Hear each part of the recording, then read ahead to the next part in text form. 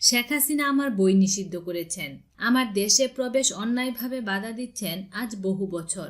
তারপরও দেশের কোনো রাজনীতিককে যদি সমর্থন করতে হয় আমি শেখ হাসিনাকেই করি। কোনো দলের পক্ষে যদি দাঁড়াতে হয় আমি শেখ হাসিনার দলের পক্ষেই দাঁড়াই। কারণ বাংলাদেশে আওয়ামী লীগ এবং শেখ হাসিনা ছাড়া আমি আর কোনো রাজনৈতিক দল এবং রাজনীতিককে দেখি না যাদের উপর সামান্য আস্থা রাখা যায়। হাসিনা আমার বিরুদ্ধে যতই অন্যায় করুক আমি বিশ্বাস করি তিনি বাংলাদেশের 16 কোটি মানুষের বিরুদ্ধে কোনো অন্যায় করবেন না। বিশ্বাস করি ক্রমশই অসুস্থ হয়ে থাকা সমাজটাকে সুস্থ করার দায়িত্ব তিনি নেবেন। দেশের মঙ্গল করার জন্য জীবন বাজি রাখতে হাসিনা ছাড়া আর কেউ পারবেন বলে আমি মনে করি না। হাসিনা প্রগতিশীল মানুষের ভোটে জিতে ক্ষমতায় এসেছেন, বঙ্গবন্ধু হত্যার বিচার করেছেন, অর্থনৈতিক অবস্থার উন্নতি করেছেন, তিনি দেশদ্রোহী যুদ্ধাপরাধীর বিচার করেছেন, জঙ্গি দমন করেছেন। তাকে গ্রেনেড ছুঁড়ে ধর্মীয় সন্ত্রাসীরা হত্যা করতে চেয়েছিল, সৌভাগ্যক্রমে বেঁচে গেছেন তিনি, কিন্তু হাল ছাড়েননি, ভয় পেয়ে রাজনীতি থেকে পালাননি। কিন্তু একপাল নারী বিদ্বেষী ধর্মান্ধ কুসংস্কারাচ্ছন্ন মৌলবাদীদের গণভবনে আমন্ত্রণ জানিয়ে তাদের যেভাবে সেদিন সংবর্ধনা এবং সম্মান জানিয়েছেন শেখ হাসিনা, দেখে আমি সত্যি বলতে কি চমকে উঠেছি। আসলে আমি নিজের চোখে বিশ্বাস করতে পারছিলাম না। মৌলবাদীদের সঙ্গে একই মঞ্চে আর যাকেই মানাক শেখ হাসিনাকে মানায় না।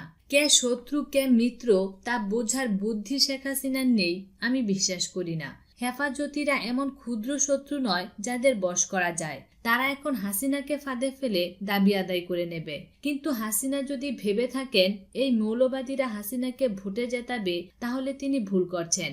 বঙ্গবন্ধু নিজের শত্রুদের বন্ধু ভেবে ভুল করেছিলেন। হাসিনাও কি তাই করতে যাচ্ছেন? হাসিনা নিজের আততায়ীদের দুধকলা দিয়ে পুষছেন না তো?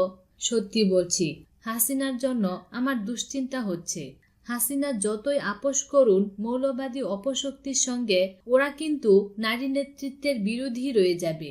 জাতশত্রুদের সঙ্গে আপোষ করতে যাওয়া হাসিনার নির্বুদ্ধিতা। ওরা হাসিনার নির্বুদ্ধিতার সুযোগ এরই মধ্যে নিতে শুরু করেছে। হাসিনাকে দিয়েই ওরা সরিয়ে ফেলতে চাইছে সুপ্রিম কোর্ট প্রাঙ্গণের ভাস্কর্য। এরা একের পর এক সরাবে যত ভাস্কর্য আছে দেশে সব।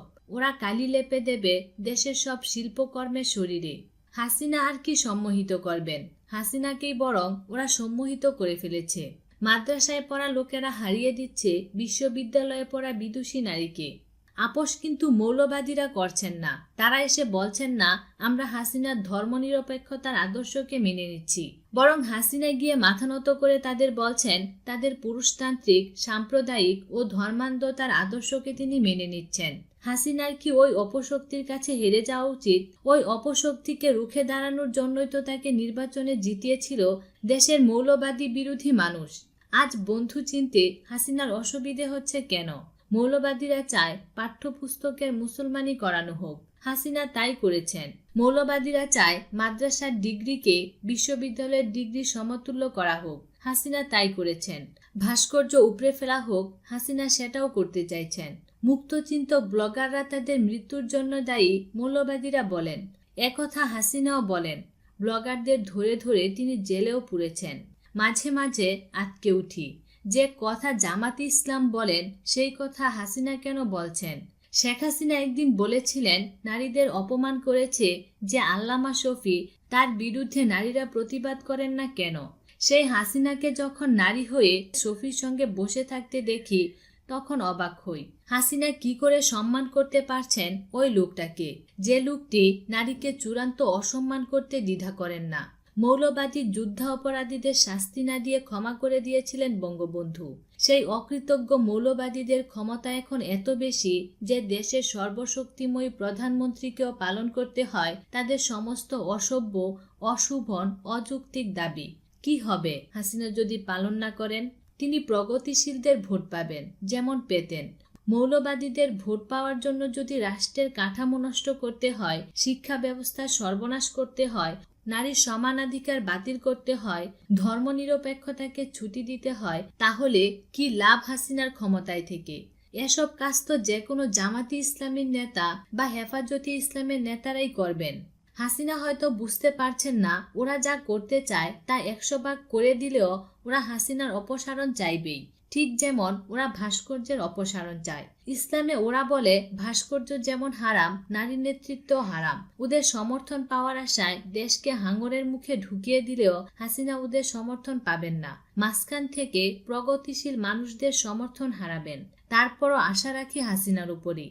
তারপরও বিশ্বাস করি যুদ্ধা অপরাধীদের বিচার যেমন করেছেন, বঙ্গবন্ধু হত্যার বিচার যেমন করেছেন, ব্লগার হত্যার বিচার তিনি তেমনই করবেন। জঙ্গিতে ছেয়ে গেছে দেশ। জঙ্গি উৎপাদনে বুঝে না বুঝেই অনেক রাজনীতিক সহযোগিতা করেছেন। তারপরও আশা দেশকে জঙ্গিমুক্ত হাসিনাই করবেন। তিনি একদিন ধর্মনিরপেক্ষতার বিজয় নিশান উড়াবেন। ৭২-এর সংবিধান তিনি ফিরে আনবেন। হাসিনাকে বঙ্গবন্ধুর মতো খুন হয়ে যেতে আমরাই দেব না। খুনিদের কাছ থেকে নিরাপদ দূরত্ব বজায় রাখার জন্য আমরাই নেত্রীকে অনুরোধ করব। আশা করি নেত্রী আমাদের অনুরোধ রক্ষা করবেন। দেশকে বাঁচাবেন, নিজেও বাঁচবেন।